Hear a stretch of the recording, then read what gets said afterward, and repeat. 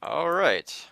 This is a Minerva log, I think. I don't know. I'm just gonna record this because it needs to be documented. So, I am in survival mode in the survival world. We call it Minerva and we play on here sometimes. That's Daniel. So, what we're doing is finally getting beacons. Ha ha ha. So, we have done a lot of testing, a lot of different designs, and we're finally at least decided on a location. So I'll be putting a picture on the screen now of what this place looks like. I'm going to hop into spectator just so we can get the full experience. And how much you want to bet if I unmute? He's raging. You alright, Yeah, you should Oreo? stop doing that. No, I'm not. Yeah, so he's probably pretty mad that he died. Because this place is like way out here. It's like 2,000 from spawn. So it's about 2,000 blocks diagonally. And a piston bolt, that's quite a bit of travel. So this is the fortress in question. Apparently they're gonna build it somewhere centered over here. Yeah, oh, here we go. Yeah, there you go. So there's a double intersection right here. Over there we've got a triple intersection. So the main plan, let me pull that picture up on the screen again, is to maybe make a 2x2 perimeter, 2x2 perimeters. So basically it would be about 880 blocks, or 840 because we want to do a 420 perimeter. So a 420 by 420 times 4, I guess. So an 840 by 840 perimeter so that we can have our blazes because we're going to need a blaze farm and we're going to need a fortress for that. We're going to need a fortress for our wither farm, hence the area here. And then we're going to need a pigman farm and I want to do a gas farm. So that'll be the 4 perimeters. We were going to do an octagon, but it's just not really going to work out with the different mobs. I mean, a magma cube farm I thought would be fun, but deemed impractical because I also thought an overworld enderman farm would be fun, but you know. So yeah, that's what we're gonna do. We're gonna remove all of the bedrock in the future, probably over the entire perimeter. I think it'd be pretty nice to have a giant gaping hole in this thing.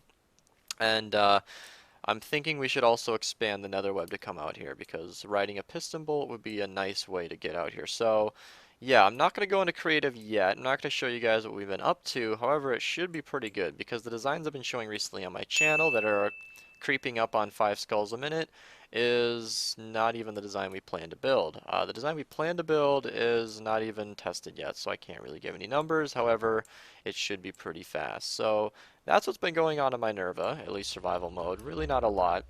From now on, I'm going to start focusing on one project at a time. I should also mention that. So, like right now, I'm just going to kick everyone into gear working on this wither farm, and that seems to be what's happening, and then who knows what's next. So, yep, there's the update.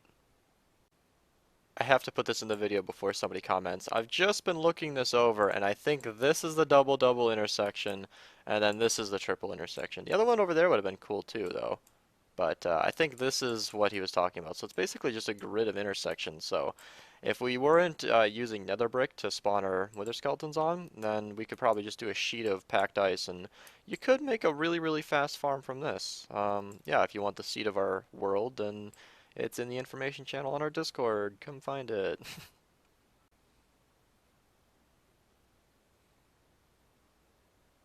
I think this might still be salvageable.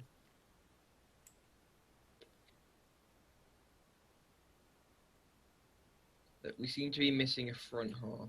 Peace. What's this? Oh yeah. Come on.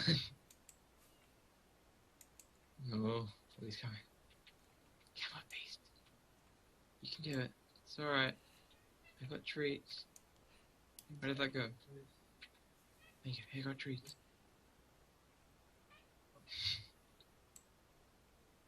Yeah, they're friendly. Okay. No. Never mind. Damn it. Are you gonna go through the portal now? And if some of them are angry. Beast. Hang on, what does that sign say? Please don't say what it says, what I think it says. What does it say? Okay, it doesn't say sub to any good. It doesn't say sub to any good. I think Beast has just gone to his alter ego as a cat. His cat is actually playing on his computer. He's actually. Alright, so here's the game plan. I was thinking about the new Wither Farm location and how we're going to need transportation to get over there, because I've been focusing on the Wither Farm fully, and I still am. However, creative testing's gone a little bit to a halt, because we need to test a design that is involving people who are not online right now, and I'm going to not mess with it until they get here. So, I am going to work on this. In fact, I am actually completely satisfied with my design. Let's actually show that real quick. Oh, good. Somebody logged out with it running. That's nice. The reason I wanted to talk about... Oh, okay. See, actually, that's cool. If you ever build one of these and that happens, just give it a little flick. And then it'll do something like that, and it will correct itself. So, the reason I wanted to revisit this is I made a video on this. I called it a super clickbait, simple, fast wither farm, and that's because it is. I mean, it's really quite easy to build this, and it produces close to 5 skulls per minute. And the reason I wanted to talk about this is because I thought about this and I realized that this is, unless somebody has a design that I haven't seen yet, this is pretty much the fastest all-in-one wither farm, nether mob farm in 1.11. I hadn't even realized this because it's pushing 5 skulls a minute. You get something like 12,000 blaze rods, over 15,000 bones an hour, etc., etc. The specs go on. And so it's actually like it harvests almost all of the mobs in the nether except for like magma cubes and ghasts and special mobs like them. Endermen are pretty rare as well. And that's actually a really cool thing. If I can actually turn this on, my FPS is going to go through the floor. But I just wanted to talk about this because like this is what I've been working on as far as wither farm testing goes. And this was never supposed to be our final design or anything, but as far as, testing goes, I've put my time in creative. I'm kind of done, and I want to hop back into survival mode. And this is still fresh in my mind. That's why I'm giving it so much time in the video. But yeah, I still think this is a pretty awesome farm. And hello, Mr. Ghast. Let's go build the tunnel to the wither farm. I don't know if we'll actually do the piston bolt, but we should at least get a tunnel built up. And unfortunately for this Gyarados, I think this is where the tunnel actually needs to be. Aw. Nope, scratch that. It needs to be where the star U is. Uh-huh. Here we are in the Netherweb creative world. Here's an unfinished end section. So what I need is, actually I think exactly this. We just need a really big tunnel that goes diagonal, and I need to make a schematic of it. And then we'll build it. Just like that. Ta-da! Alright, well, I think the best place to start is to just tear down the star U. Sorry. I think we should just draw, I guess, a really long straight line with one of us, and then just set TNT as, and then just back up, and then we can blow it up all at once. Yeah, let's do that. I am officially confused. I just crafted like a lot of TNT just the other... Where did it all go? Alright, so let's give this thing what will be a little bit of a trial run. Yeah, so does anybody have a light? Or am I gonna have to grab a torch? I have lava. I have a torch. Okay. So let's light this thing up and let's watch it go. Boom. Alright, I'm gonna hop in as spectator just so we can see this thing. Oh yeah, okay. I think this is much better than mining it by hand. I think that'll do just fine, actually. Oh man. Oh, now we have to clean up the lava. I don't think I'm ever gonna find the source of this lava. I keep going up and up and up. I'm never gonna find it. At this point I don't even know if I'm at... Oh, I did find it. Okay. I was just gonna block it off because I've gotten so high up here that it's not gonna interfere with the tunnel anyway, so I don't know if I care anymore. No, this is all one source, I think it's all about to disappear.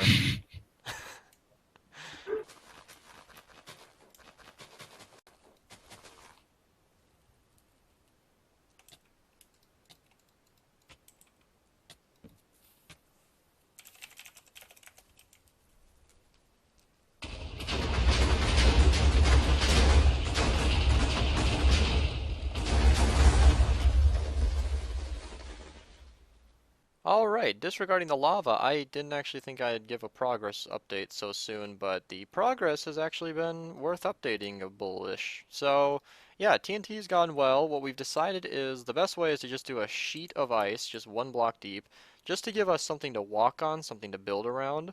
And I'm kind of expanding it this way because this fortress down here has been worse than I imagined it would be. We've been gifted with this huge open space, which is going to be some nice headway. If you want any progress on what's going on, I'm at about negative 150, negative 130, so I'd say we're about 140 blocks in. What a cool little area. Wow. You know, I really do love this natural landscape and how easily it blows up. Okay, so I've just dug a tunnel about a couple hundred diagonally, so like 400 blocks long. So let's just place the TNT and, well, you know what happens next.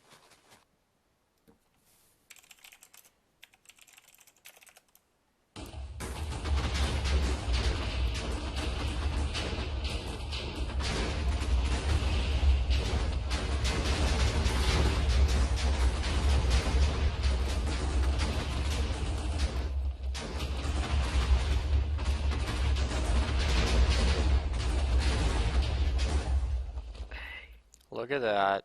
Didn't even disturb the little cave.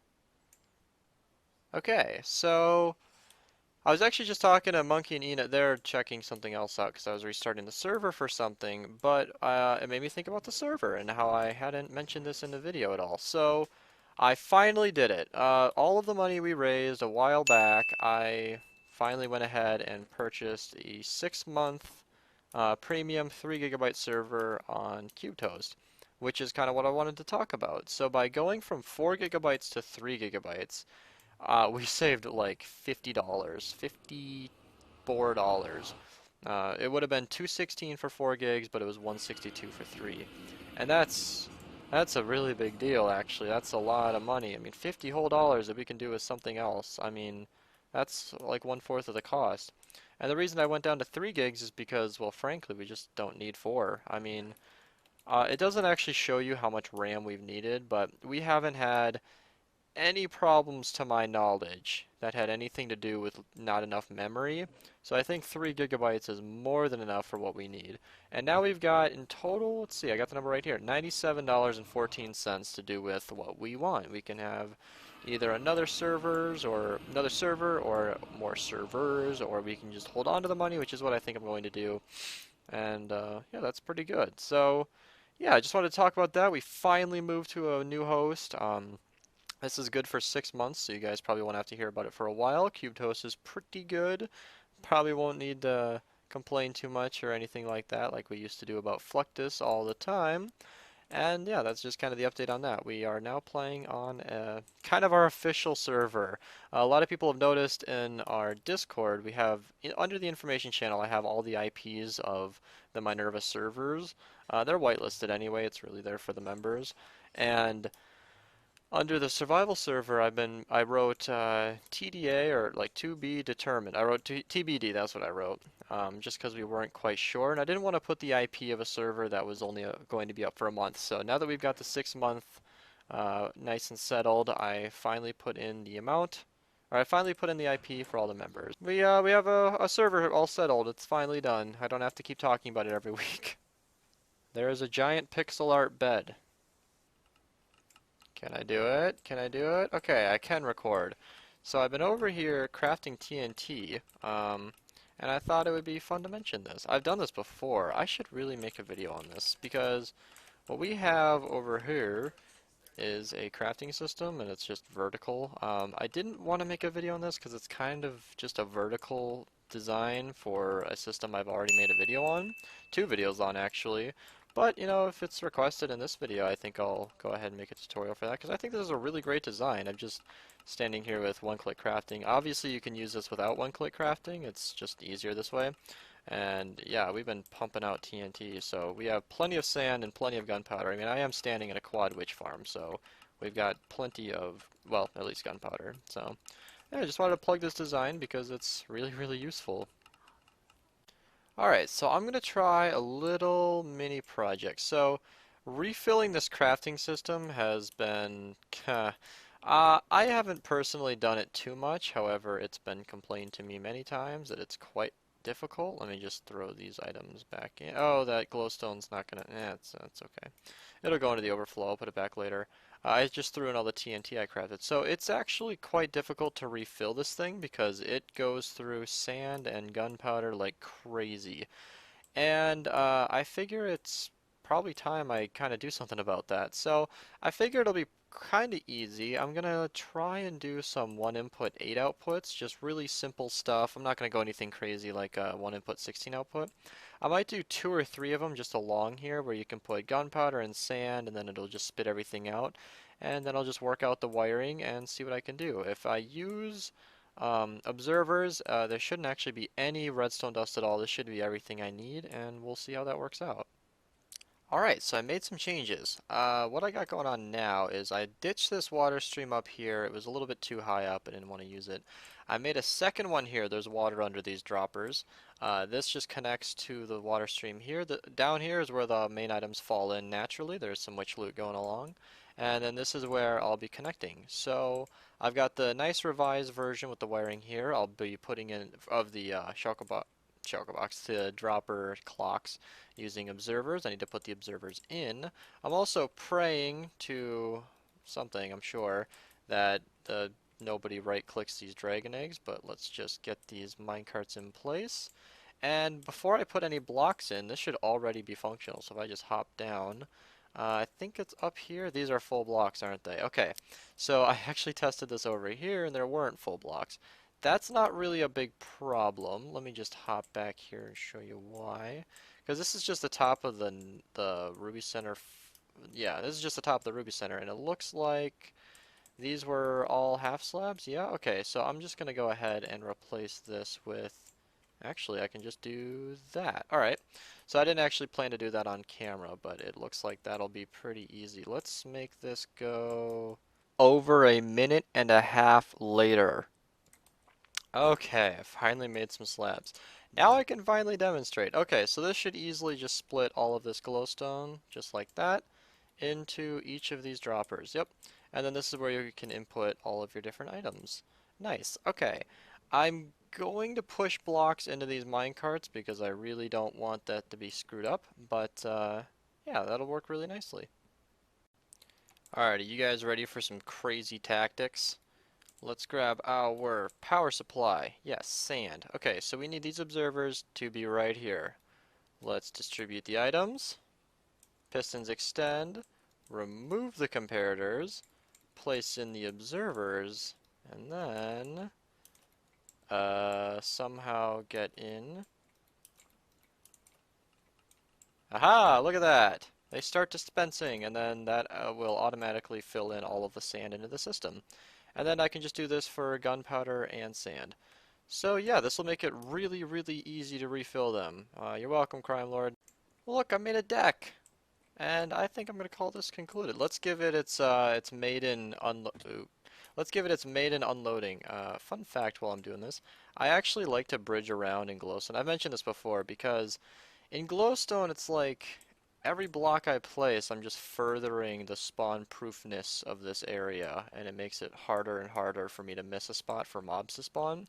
So that's why I built in glowstone. I just decided to surround the dragon eggs because I was terrified of that happening. So this is what you would do to unload. You just put items in there, take items from here, put them in here, and then you could honestly just flip-flop. I mean, this wouldn't be like real-time speed. You can see I will be filling these faster than they will be moving the items, but yeah, that's definitely nice. And the max output of this is 16 hoppers per second, which is okay. That's actually, no, this is 1 input. I think that's 8 output. Oh yeah, never mind. So this is 1, 2, 3, 4. Yeah, this is 32 hoppers. Yeah. Hold on. That's 8. 16. Okay, never mind. This is 16 hopper speed. Alright. Because there are, let's see, 32 total hoppers for sand, and then I think it's 40 hoppers for gunpowder. So I just didn't want this to be able to distribute items faster than it could pick up. So if I come to the end here, items shouldn't be getting to the end. That's a little bit frustrating. The sand should have started sorting already, but yeah, this will be a much faster way to refill the sand and gunpowder for this system.